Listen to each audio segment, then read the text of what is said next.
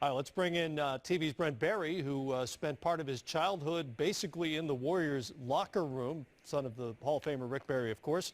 Uh, Brent, I'll ask you the same question I've asked everybody today so far. Just how surprised are you that Kevin Durant, A, left, and B, landed by the Bay? Well, I also spent time in the locker room as a player, Matt, so thank you for that. No kidding. Matt, I'm not totally surprised about the news today. Obviously, it's some early fireworks for a lot of people who are NBA fans on the 4th of July to hear the Kevin Durant news. But, the Warriors and the Spurs, I believe, Matt, behind the scenes, there was a lot of talk, and you and I talked about it during the finals, about which teams were lining up for the Kevin Durant opportunity this summer, and that those teams had kind of made tracks over the course of the past couple of seasons to be in this kind of position and to make their pitches.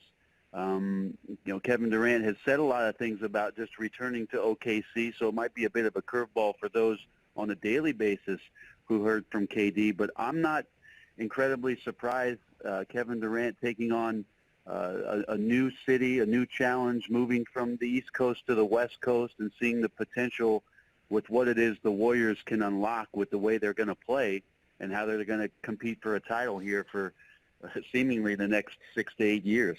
You mentioned a couple of teams, the Spurs and Warriors, who have not only been incredibly successful but are known for their culture and their team-first culture in particular. It's interesting to me the contrast between those teams and Durant's Oklahoma City Thunder team, which was known largely as a one-on-one sort of offense, not only under Scott Brooks but under Billy Donovan this past season. Well, what do you make of the difference between the teams he looked at closely and his ultimate decision and where he came from?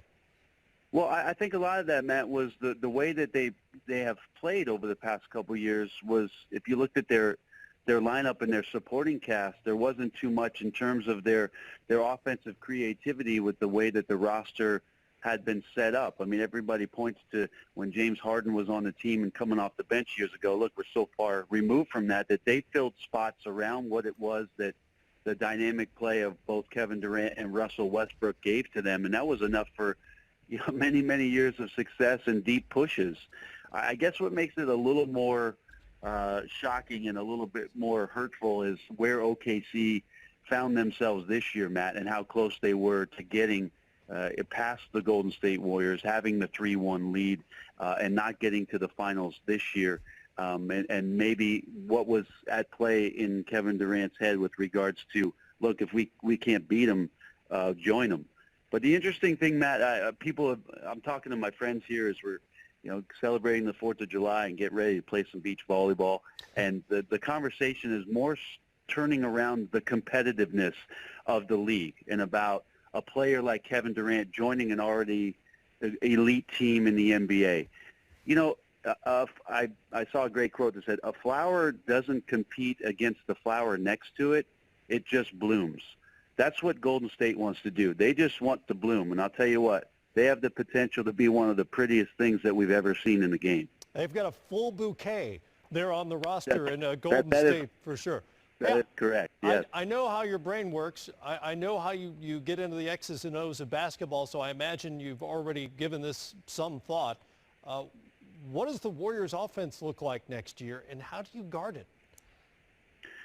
Well, you don't guard it. I mean, obviously, Matt, the first thing you think about if you're a competitive team is how much, and we saw this at play during the NBA Finals, how much the physical part of the game can disrupt what it is that the Warriors do. But we're not talking about filling the roster with just another scorer. We're talking about an MVP of the league. We're talking about one of the most lethal long-range players that we have in the game, already combining with two of the best shooters that we have, and such dynamic offense that Steve Kerr has. I mean, what I'm excited about most, Matt, is I would tell you this. I'm interested in the process of how Golden State finds whatever that is, whatever the holy grail is with regards to their style of play or what it is that Bob Myers and Steve Kerr see with where this team goes. Watching the process next year is going to be fascinating. They're going to lose more games than they did last year, I guarantee you that. But watching them get to this elite level together and how Steve Kerr manipulates this basketball team is going to be a fantastic ride next year.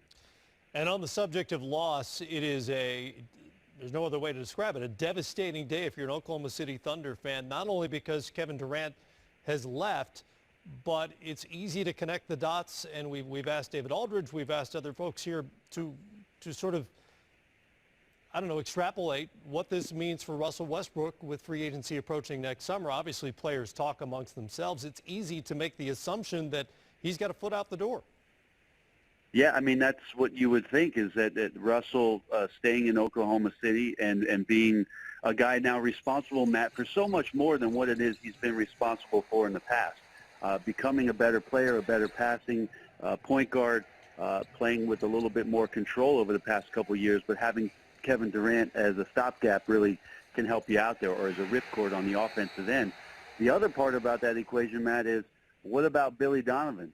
Billy Donovan had his first year as an NBA coach coaching Russell Westbrook and Kevin. Now Kevin's gone and it's just Russell. What about him establishing the culture there and having this potential of losing, two of the top 10 NBA players that we have in the game today over the course of 2 seasons? So he's got to rethink what he wants to do next year with this team, with Durant gone, and how Sam Presti now starts to constitute this roster, and what it is potentially with Russell Westbrook he's going to get with regards to the future of an elite point guard. It's just a fascinating set of circumstances here on the 4th of July that KD is headed west to the Warriors, and what it is that OKC is going to be, Matt, as they move forward. I also can't help but think and hurt for the folks in Oklahoma City when they think back to the playoff series with the Warriors and wonder if we just won one of those games, if we just closed it out at home in Game 6, then you got to assume that if they make the finals that Durant stays. Oh, no, I don't think there's any question about that, Matt. But people in Golden State are saying the same thing. So congrats, Cavaliers. Back-to-back 3-1 deficits overcome in such fascinating fashion. But, what a day, Matt. A monumental shift for the NBA and the NBA's future, the 10-year run that could be happening in Golden State, starting with the last 2 years. So for the next 8 years, could rival some of the things we saw, great Celtic and Laker teams do, and what we've seen the Spurs do over the past, 20 years now. This could be some incredible basketball we're about to witness. Amazing. And almost as importantly, how's the weather on the beach? Right now, a little overcast, but we're still going to get some volleyballs up in the air here, Matt, and celebrate this great country of ours. How are the waves? How are the waves? Not good. Not good. Wind stop today. That's unfortunate. I'm sorry to hear that. Yeah. TV's Brent Barry. Tomorrow will be better. Two-time NBA champion, TV's Brent Barry, with us here on NBA TV.